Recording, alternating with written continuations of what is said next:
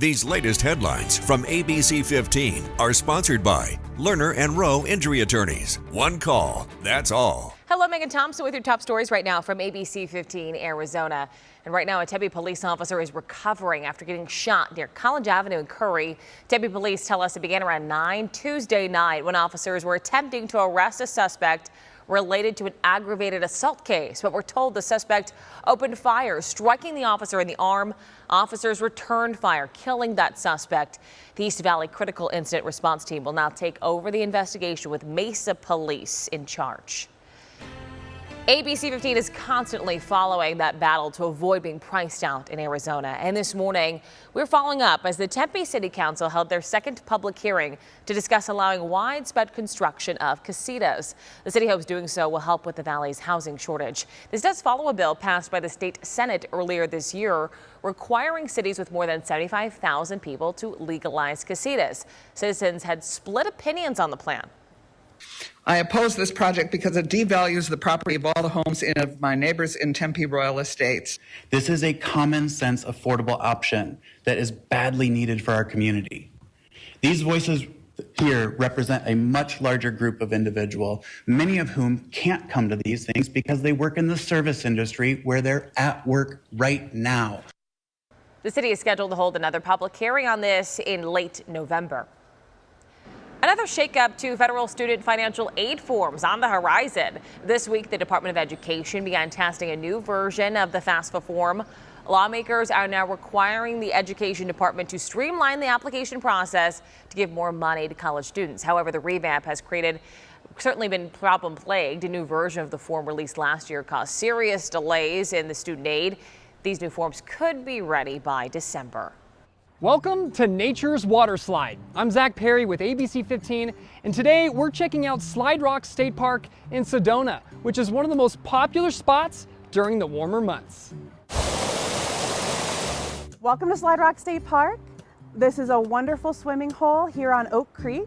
So we have this natural water slide here that's been carved over time through erosion.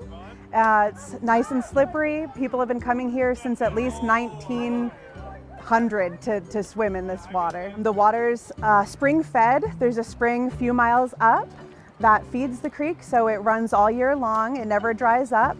It's very cold. It took my breath away. But it's a lot of fun. It's definitely refreshing in the summer months. Slide Rock State Park is located just 7 miles north of Sedona on a scenic drive through Oak Creek Canyon off Highway 89A. The park is very popular, so get there when it opens at 8 a.m. to guarantee entry.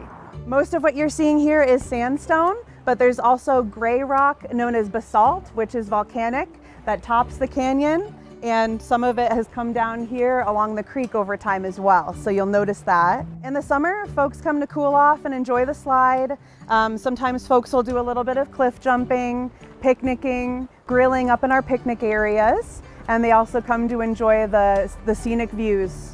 Decades ago at Slide Rock, people were going down the same rock slides and cliff jumping, just as they do today.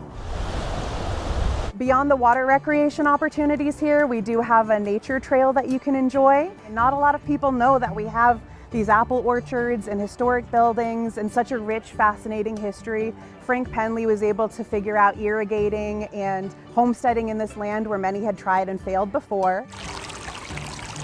Remember to stay hydrated, bring water, shoes, and snacks, and leave no trace behind when visiting.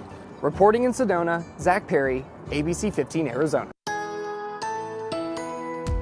Time now for that most accurate forecast. I'm meteorologist Iris Hermosillo. Our excessive heat warning now extended out again all the way through Sunday night. Remember, it was set to expire Friday night, but temperatures, they're just not easing as we are going to continue to see them right near that 110 mark all the way through the weekend, maybe even early next week too. So remember, this is dangerous heat still, and that heat alert in place for the valley, southwest and western Arizona through Sunday night. Now for northwest Arizona, that heat alert still in place through Friday night, but it's possible that gets extended out too. That high today dropping from yesterday, so not quite as hot, but still 108 for a high today in Phoenix, 83 in Flagstaff, 93 for Globe. A very slight chance for storms in spots like Flagstaff today, but nothing like what we saw yesterday where those storms developed over the higher terrain north and east of the valley. And at this point, the valley looks quiet too, with temperatures heating up to 108, then back near 110 by Friday. Highs will essentially stay near 110 through early next week with those record-setting warm overnight lows too.